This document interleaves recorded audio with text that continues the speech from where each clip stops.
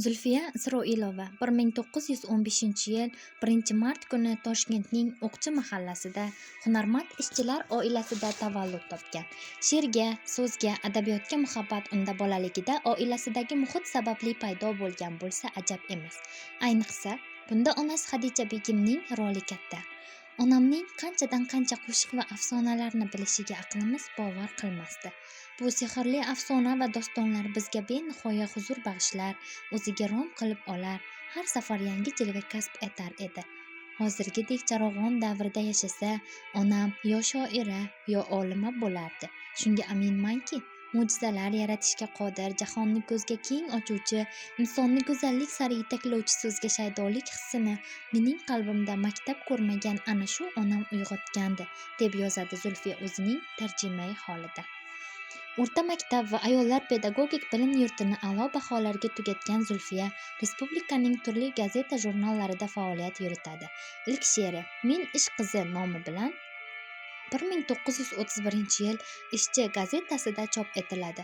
Havaskor shoiraning bu kabi ilk she'rlari Yangi yo'l jurnali, Qizil O'zbekiston, Yosh Leninchi gazetalarida chop etiladi.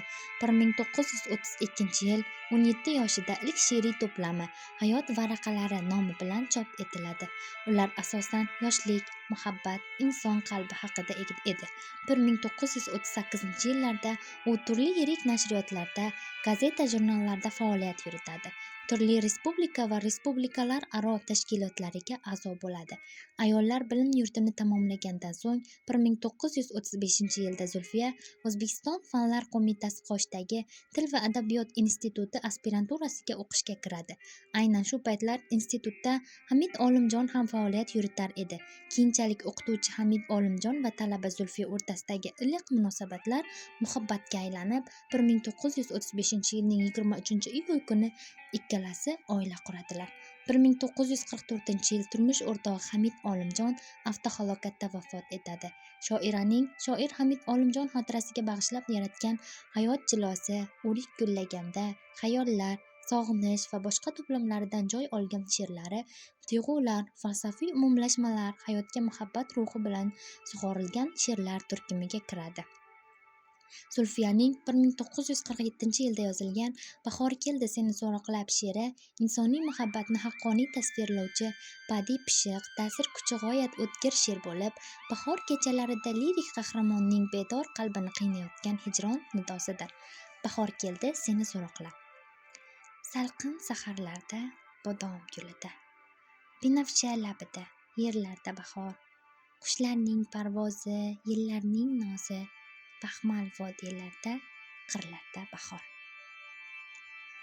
Zulfiya she'rlarida tasvir etilayotgan hayot ko'lami kengayib, ijodiga xorijiy xalqlar hayoti manzaralari ham kirib keladi. 70-yillardan boshlab uning ijodidagi milliy hayot tasviri yangi ranglar kamalagi paydo bo'lib, haqqoniylik va his-hayajon kuchayadi.